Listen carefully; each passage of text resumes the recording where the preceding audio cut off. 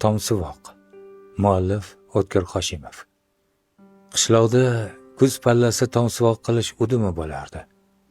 Uning yozilmagan qoidasi bor. Birinchidan, hech kim tomini yolg'iz o'zi suvamaydi.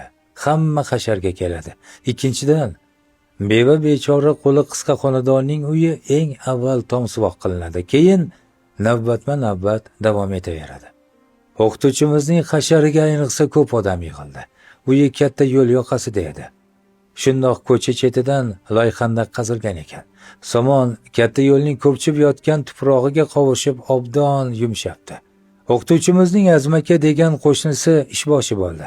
Birov xandaqqa tushib loy soberib turdi, birov paqirlab loy tashidi, yana birov tomda turib ilgak bilan tortib oladi, boshqasi hafsala bilan suvaydi. Erta peshindayoq hamma ishni qoyil qilib tashladik. Hovli o'rtasidagi tutdagida ovqatlanib o'tirsak, o'qituvchimizning keksa onasi kelib qoldi. Keyin eshitsak, bir hafta avval ko'zi yorigan qizinikiga ketgan ekan. Kampir hassasini do'qillatib to'ppa-to'g'ri o'qituvchimizning oldiga bordi. "Nima qilding?" dedi o'g'lini salomiga alik ham olmay. "Nima ish qilib qo'yding?" Hammamiz hayron bo'lib qoldik. Muallim o'quvchilarning oldida ayniqsa mulzam bo'ldi shekilli, qizarib ketdi. "Nima qilibman oyi?" dedi ko'zlarini pirpiratib.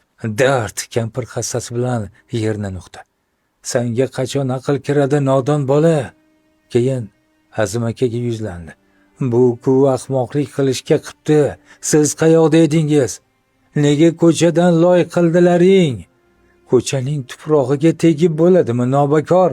Ko'pchilikning haqqi-ku bu." Bir zum harsillab turdi-da to'satdan yig'lab yubordi. "Man yurtning haqqiga suvalgan tom tagida turmayman." Shunday dedi-yu, supa labiga borib ters o'tirib oldi. Hammamiz qaytadan tomga chiqdik.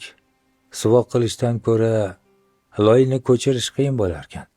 Bitta qoldirmay qirtishlab tomdan tushirdik. Paqirlab tashib ko'chadagi loy xandaqni to'ldirib qo'ydik. Oradan yillar o'tib kampir ko'z yumganida tumonat odam uni o'sha ko'chadan so'nggi manzilga ko'tarib bordi. Ko'cha tuprog'i iliq edi, mayin edi. E'tiboringiz uchun rahmat. Xulosa esa o'zimizdan azizlar.